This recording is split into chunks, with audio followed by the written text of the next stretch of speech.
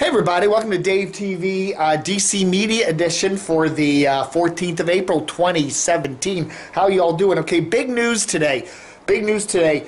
We're hearing a lot of rumblings, no confirmation yet, but we're hearing a lot of rumblings that Dan Snyder is getting rid of, more or less, getting rid of his radio arm. Dan Snyder years ago started this thing called Red Zebra Radio, okay? It was really going to be called Blue Zebra Radio, because the guy that was helping Dan put this together was DC radio exec Bennett Zier. And Bennett always had his moniker was a Blue Zebra. BZ, Bennett Zier, Blue Zebra. And then they looked at it and went, you know, the Redskins and blue don't go together, so they changed it to red. So that's how they got the name Red Zebra, as nutty as that sounds. But anyway, Red Zebra Radio. And they've bought a bunch of stations, including 980 WTEM, and they started ESPN 980. The problem that Red Zebra has always had is their signal is mainly AM. They have a couple of rimshot FMers, 92.7 in southern Maryland and 94.3 in Warrenton or Northern Virginia area.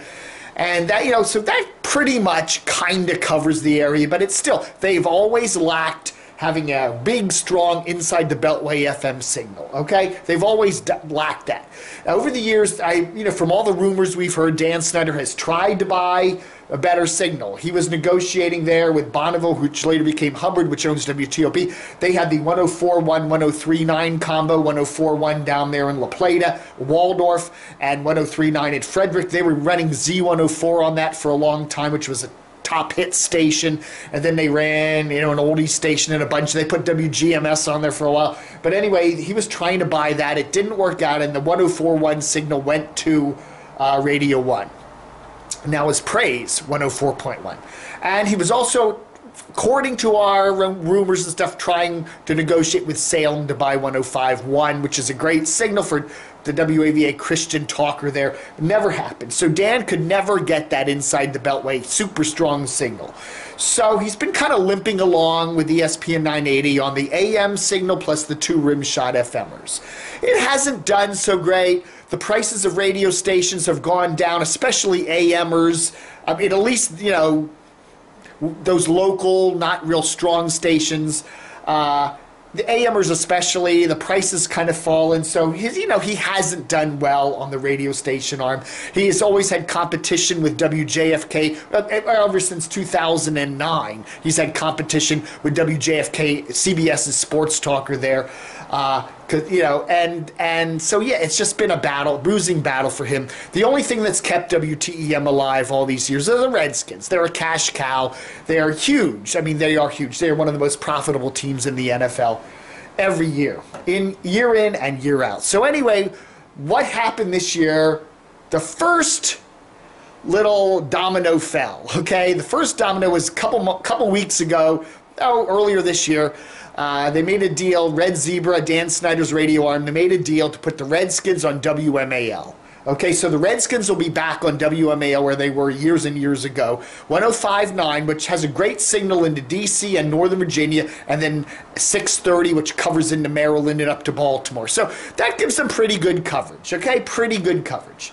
Why was he doing that, though? Why was Dan Snyder putting the Redskins on WMAL if he's already got a radio station that covers them, Well, the rumor was that he was going to be selling off or getting rid of that radio station arm. The radio stations are, again, WTEM's 3 signals, and then he also has 570 WSPZ, which is another sports talker, and he has a station still down in Richmond, okay, which is also a sports talker. He has sold off some other Virginia stations like late last year.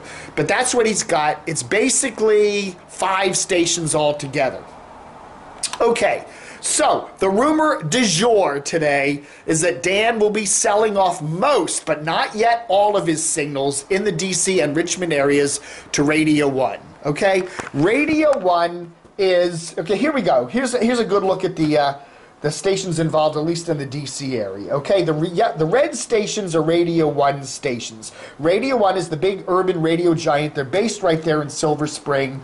And they own WKYS 939, MMJ 1023, WPRS Praise 1041, and then 2 AMers, YCB 1340, and a talker here 1450. Okay, and there are some other low power signals mixed in with that, but these are the main ones. Okay, now Dan Snyder stations are in purple. Okay, they are WTEM 980, transmitter in Hyattsville, licensed to DC, WSPZ 570, based in Bethesda, WWXX down there in Buckland, Warrenton, and WWXT 92.7 down there in Waldorf, La Plata, that, Prince Frederick area down there.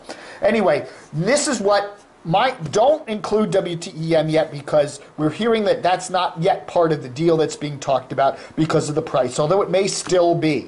But if you look at that, that's what the combined stations will be. Okay, so that gives Radio 1 5 FMers. Okay, they would have 93.9, 102.3, 104.1, 92.7, and 94.3. Now, I think that's the maximum they're allowed to own in the Washington market. You look at iHeart, Clear Channel, they have 5 FMers in the DC market. That would give Radio 1 5 FMers in the DC market. So that doesn't go over the maxes. As far as the AMers are concerned, now we have 1340, we have 1450, and then we would have 570 added to that, okay, initially. That's 3 AMers.